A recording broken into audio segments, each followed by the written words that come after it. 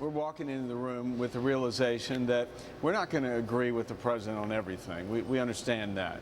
But I do hope that we can, out of this meeting today, leave with a resolve to try and address the economy. Perhaps agreeing to disagree might be some sort of compromise in this new era in Washington. Hey, and that counts for a start. Top Line begins right now.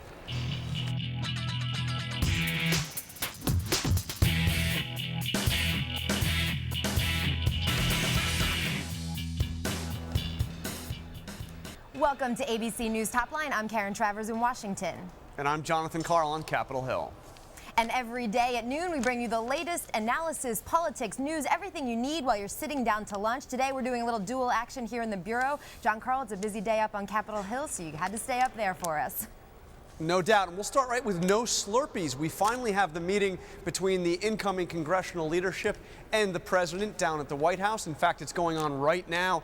But, Karen, important to point out, this is not what the president originally had in mind. He wanted a meeting that would take much of the day, include a dinner. There will be no dinner. The meeting was only scheduled to be an hour, although it is, the hour was up at about a half hour ago, and they're still meeting, so it's going a little bit longer. And, Karen, here's something else that I think just really sets the tone here. We learned today that the President of the United States sent a handwritten message to John Boehner back on November 17th to wish him a happy birthday, and that he followed it up with a phone call directly to the incoming speaker. And I am told that this is something the president has rarely done in the past. You could probably count the number of members he has personally called to wish happy birthday over the last 2 years on both hands. This is not something he usually does, but it's a change in tone. And you've heard from Boehner that the two of them didn't really have a relationship, and the Republicans have been grumbling recently that they really haven't had many of these sit-downs. So this is really the first step in a conversation that's going to be taking place over the next 2 years. Don't expect any breakthroughs today, but perhaps everybody's going to come out, give their sound bites, and we'll hear what was discussed in the meeting. Next up, we have Boyer's remorse. Retiring Republican Congressman Steve Boyer seems a little fed up with Washington, and he took out his frustrations yesterday on the House floor. Let's take a listen. I ask to be recognized. The House is proceeding with motions to suspend the rules. The gentleman has not been recognized. I ask to be recognized. I ask unanimous consent to address the House for 1 minute. I don't even see anyone here on the floor to object, Madam Speaker. It's within your discretion. There is no one here to object. This is why the American people have thrown you out of power. Is there an objection for the gentleman to speak for 1 minute? Seeing none, the gentleman is recognized for 1 minute. Was treating another member with dignity so hard? All he wanted was to be recognized, John, and he was later saying that he was pretty happy to be retiring. Seems like he's happy to get on from this Washington politics and wants his voice heard. Yeah, and I'll tell you, there's real, actual frustration that you saw expressed there. The Republicans feel that the Democrats just ran roughshod over them, didn't give them any rights as a minority party.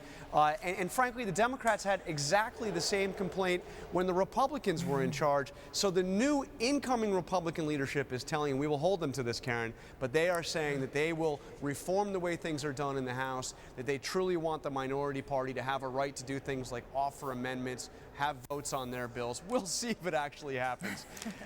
Next up, the new sheriff. There's another key Congress White House meeting today. This one between Vice President Joe Biden and Darrell Issa, the incoming Republican chairman of the Government Reform Committee. Of course, somebody who is setting himself up to be the new sheriff, just as Joe Biden set himself to be the sheriff for the Recovery Act, for the stimulus programs.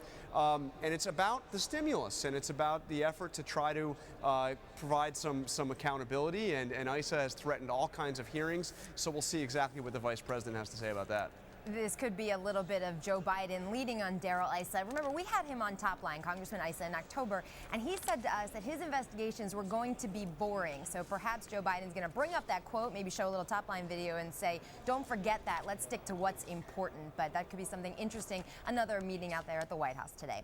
Finally, no Palin. Joe Scarborough, MSNBC host, former congressman, rumored to be potentially a candidate himself for 2012 for the Republican nomination, has a scathing editorial today in Politico where he essentially calls out Republicans and says, time to man up. Here's the quote. He says, Republicans have a problem. The most talked about figure in the GOP is a reality show star who cannot be elected, yet the same leaders who fret that Sarah Palin could devastate the party in 2012 are too scared to say in public what they all complain about in private. He says it's time for them to man up and start speaking out. John, this is going to be quite interesting to see how the Republicans dance around Sarah Palin, who will not be necessarily in the race, but still talking as if she's a candidate. It's going to be fascinating, I think, to see how this plays out over the next 15 months and how Republicans can deal with that. Yeah, and I wouldn't hold your breath to see Republicans coming out lining up to criticize Sarah Palin. Don't quite see that happening. And after all, to be fair here, Karen, at this point she's not a candidate for anything. So I don't know if there's a reason for these Republicans to line up to criticize her yet. At this point, Karen, we are joined by Democratic Congressman from the great state of Utah, Jim Matheson. Thank you so much for joining us on Top Line. Yeah. So it's no secret that you opposed the idea of having Nancy Pelosi continue on as the Democratic leader in the House. Right. And you voted against her when the Democrats got together to elect their incoming leadership. But you still have one more vote. The full House will vote on a speaker. And there will be a candidate put in, John Boehner, another candidate put in, Nancy Pelosi. Right. How are you going to vote on that? Well, first of all, I don't think there's any doubt about how that ultimate vote's going to turn out. Yes, I think yeah. Mr. Boehner is going to be elected Speaker of the House. Let's call it what it is. But listen, I think the Democratic Party needs new leadership. I think this election was a stunning defeat in terms of its magnitude, and I can't believe we're staying with the same lineup. I just think it calls for shaking things up. But what happens when your name gets called for that vote? Well, I've said I'm not going to be voting for Speaker Pelosi. So will you just abstain? No, I won't do that. I won't do that. Will you vote for John Boehner? Would you I consider? won't do that either, no. Okay, all right. Yeah, Karen poses the question about whether or not you see any indication that Nancy Pelosi is going to lead the party in the House differently than she did when Democrats had the majority. Well, first of all, we're in the minority, so that's going to change the situation anyway. And I think that there is an understanding that the Democratic Party is a big tent party with a lot of points of view, and I'm hopeful that there's going to be more engagement of rank and file members. But, we'll see. We'll see how it plays out during this next Congress. Okay, well, the issue that we have up right now is the issue of these tax cuts. Right. Right. And it seems like the Democratic leadership has sent a very clear signal that they are going to stick very strongly to the position they had before the election, which is no extension of tax cuts for those over $250,000 a year. What do you think of that? Well, I think that it doesn't make sense in terms of a short-term play. I think that our economy is recovering from one of the worst recessions since the 1930s. If you look at the analysis that was just published this weekend by Moody's, it points out if you do a temporary extension of all the tax cuts, it's going to create greater levels of economic growth, greater job creation. I think that's what we ought to be doing. I'm not saying make them permanent. I'm saying at least for the next couple of years, we ought to extend them all, get this economy back on its feet. So how do you vote on a bill that extends only those for those earning less than $200,000? Well, I'm all about making progress, and if that's a first down, I'll take it. So I would vote for that. I'd rather go for the touchdown, but if there's progress, then I'm going to vote for it. Okay, and you are part of what is a much smaller group of moderate Democrats in the House now. I mean, the Blue Dog Caucus, for instance, has been cut in half. Right. How do you go about winning back those seats, and do you think you'll be able to? Well, first of all, I think Blue Dogs are going to be what they've always been, which is a voice of reason, a voice of consensus, a voice of trying to get things done. I mean, what bothers me about this election is you replaced a bunch of moderate voices with a bunch of more extreme voices. And what I think most people in America, whether they're Democrats or Republicans, don't like about Washington right now, it's all the polarization and all the gridlock. And the Blue Dogs represent that common sense, pragmatic point of view.